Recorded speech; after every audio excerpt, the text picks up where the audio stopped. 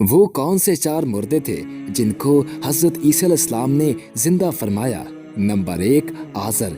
ये हजरत ईसा अलैहिस्सलाम के एक मुखलिस दोस्त थे जिनका इंतकाल होने लगा तो इनकी बहन ने आपके पास कासिद भेजा कि आपका दोस्त मर रहा है। उस वक्त आप अपने दोस्त से 3 दिन की दूरी की मुसाफत पर थे।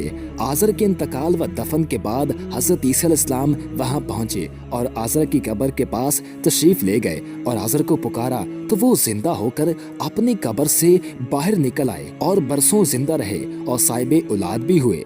नंबर 2, बुढ़िया का बेटा। ये मर गया था और लोग इसका जनाजा उठाकर इसको दफन करने के लिए जा रहे थे। नागिहां हजरत ईसा अलैहिस्सलाम का उधर से गुजर हुआ तो वो आपकी दुआ से जिंदा होकर जनाजा से उठ बैठा और कपड़ा पहनकर अपने जनाजे की चारपाई उठाए हुए अपने घर आया और मुद्दतों जिंदा रहा और इसकी औलाद भी हुई। नंबर 3, आशर की बेटी। एक चुंगी वसूल करने वाले की लड़की मर गई थी। इसकी मौत के 1 दिन बाद हजरत ईसा अलैहिस्सलाम की दुआ से जिंदा हो गई और बहुत दिनों तक जिंदा रही और इसके कई बच्चे भी हुए।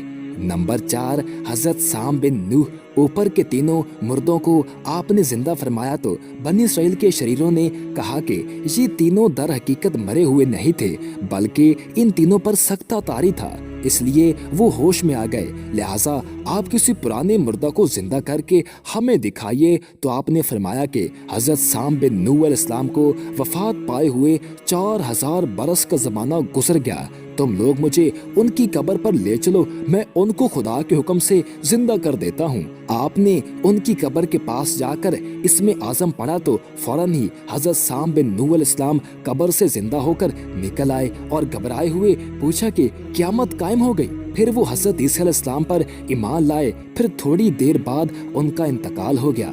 वीडियो पसंद आने की सूरत में वीडियो को लाइक कर दें और हमारे चैनल को सब्सक्राइब कर दें और साथ ही बेल के आइकन को प्रेस कर दें ताकि नई आने वाली हर वीडियो आपको मिलती रहा करे।